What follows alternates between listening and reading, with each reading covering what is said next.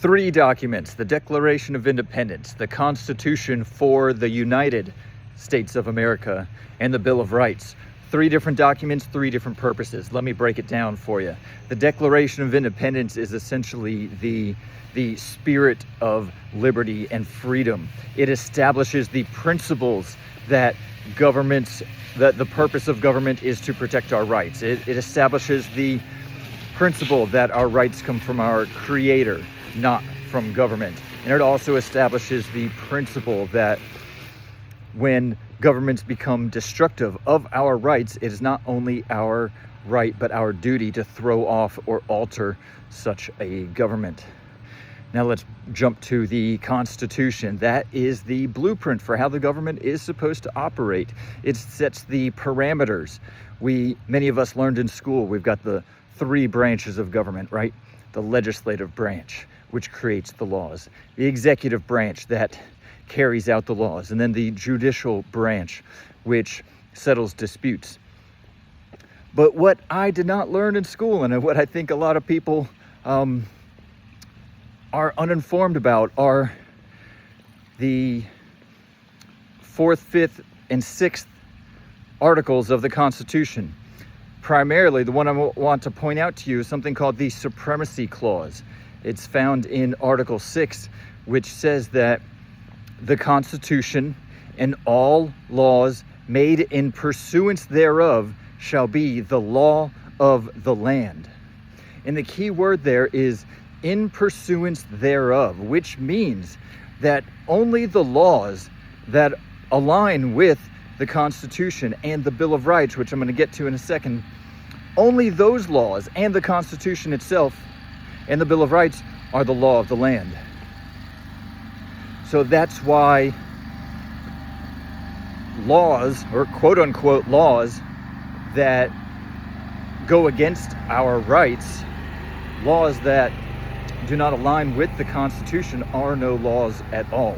I believe it's referenced in Marbury versus Madison. And somebody's going to have to fact check me on that. But I think that's the court case that recognizes that laws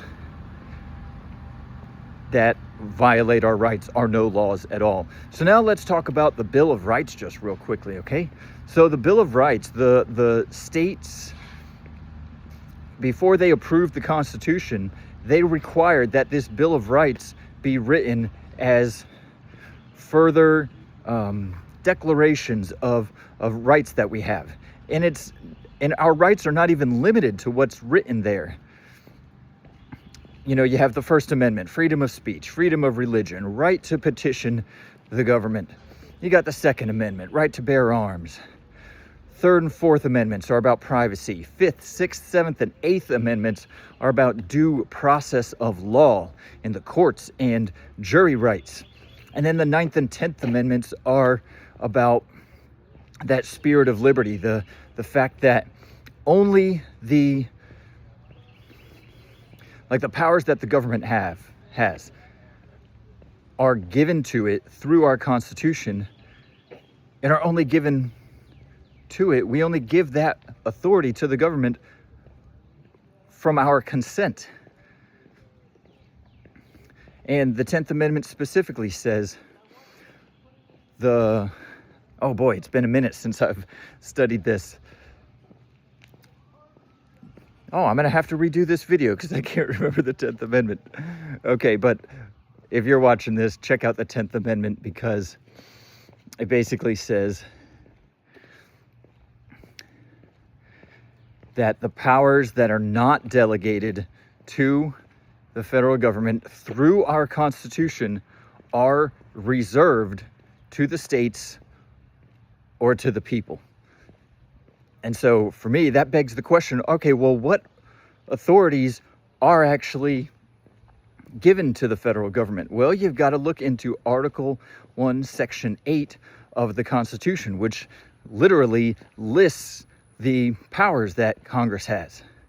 So anything above and beyond that list in Article 1, Section 8, in order to be compliant with the 10th Amendment and compliant with the Supremacy Clause, has to be those authorities are left to the people or to the states. And remember too, we have state governments in in Article 4 of the Constitution. It says that every state shall be guaranteed a Republican form of government, meaning we don't just have 50 states, we essentially have 50 republics with our own state constitutions, which also further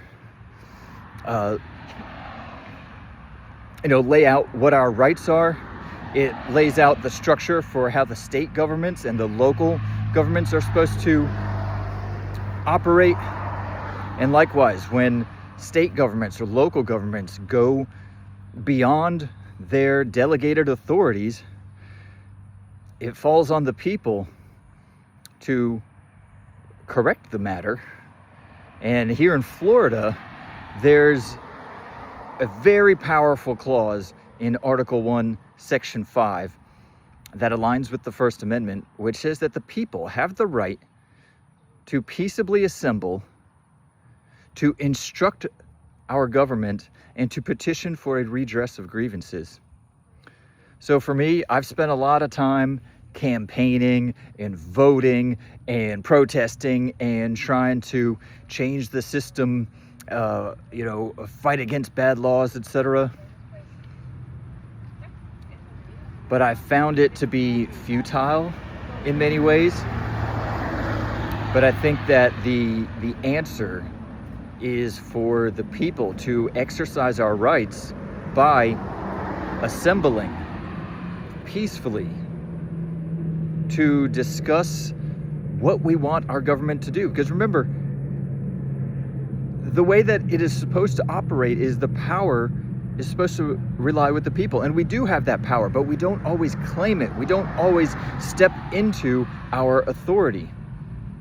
And it's my belief that the way that we step into our authority to turn things around, to make this a system of government where the power comes from the people rather than a top-down tyrannical government, is we have to step into our peaceful assemblies and gather at the local level in assemblies to discuss our grievances and to formalize it in the form of a petition which instructs the government how to operate. And it's difficult to get such a big monstrosity as the federal government or even state governments to abide by the governing documents. And individuals, in our own right, like by ourselves or even in small groups, still hard to, make an impact. But I believe if all 50 republics, if the people all across America stand up and start to assemble peacefully, that we can make a big enough change where the government, where the people no longer fear the government, and it's the other way around. The government fears the people, not like in a threatening way, but in a way that the government recognizes that the people have stood up, the people have reclaimed our sovereignty and our authority and our power, and they have to respect that because that's the law. That's the law of the land. So there's my message to you today. I'll see you when I see you.